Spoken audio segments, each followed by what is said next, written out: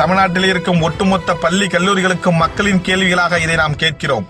அதாவது என்ன செஞ்சு கிழிச்சிட்டாங்க, என்ன வாழ்நாள்ல அவ்வளவு பெரிய சாதனைகள் செஞ்சுட்டாங்கன்னு சொல்லி நீங்க பல திரை கவர்ச்சியான நடிகைகளை கொண்டு வந்து நீங்க ப்ரமோட் பண்றீங்க அப்படின்னு புரியல.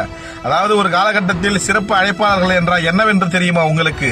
இந்த சமுதாயத்தில் அறம் சார்ந்தும் மற்றும் தன் வாழ்நாளில் எவ்வளவு கண்ணியமாகவும் கட்டுப்பாடாகவும் பல விமர்சனங்களையும் பல தோல்விகளையும் சந்தித்து எவ்வளவு பெரிய சாதனைகளை புரிந்திருக்கிறார்கள் என்று பல சாதனையாளர்கள் இந்த தமிழ்நாட்டில் இல்லையா?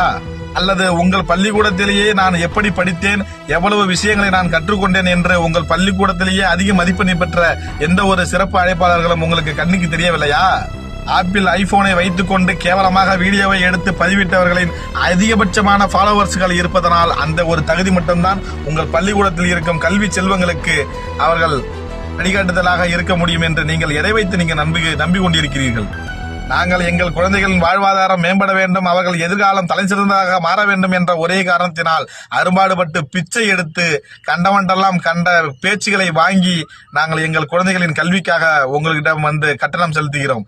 ஆனால் நீங்கள் அந்த சேவை இந்த சேவை என்று நீங்கள் உங்கள் கல்லூரிகளின் மேம்பாடுகளை மேம்படுத்துவதற்காக எங்களின் ரத்தத்தை உறிஞ்சுவது எந்த விதத்தில் நியாயம்?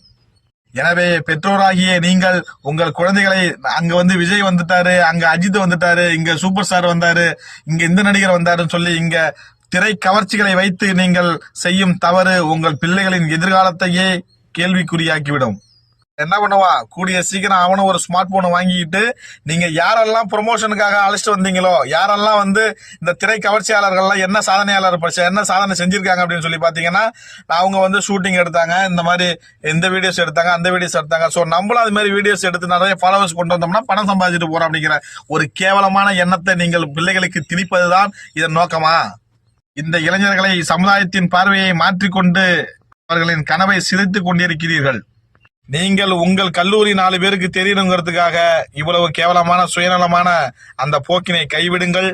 வாழ்நாள் சாதனையாளர்கள் IPS IAS படிச்சவங்க, அதாவது ஏழை எளியவர்களாக இருந்து தன் அப்பா அம்மா கஷ்டத்தையும் கடந்து அவ்வளவு பெரிய சாதனைகள்லாம் உங்க பள்ளிக்கூடத்துல படிச்சவங்களே செஞ்சிருப்பாங்க. முடிஞ்ச அளவுக்கு அது போல உள்ளவங்களை உங்களுடைய கல்லூரிகளுக்கும் பள்ளிகளுக்கும் சிறப்பு அழைப்பாளராக அழைத்து அந்த மாணவ செல்வங்களின் கவன சிதறல்களை நீங்கள் தடுக்கணும். இது உங்களுடைய தலையாய கடமை.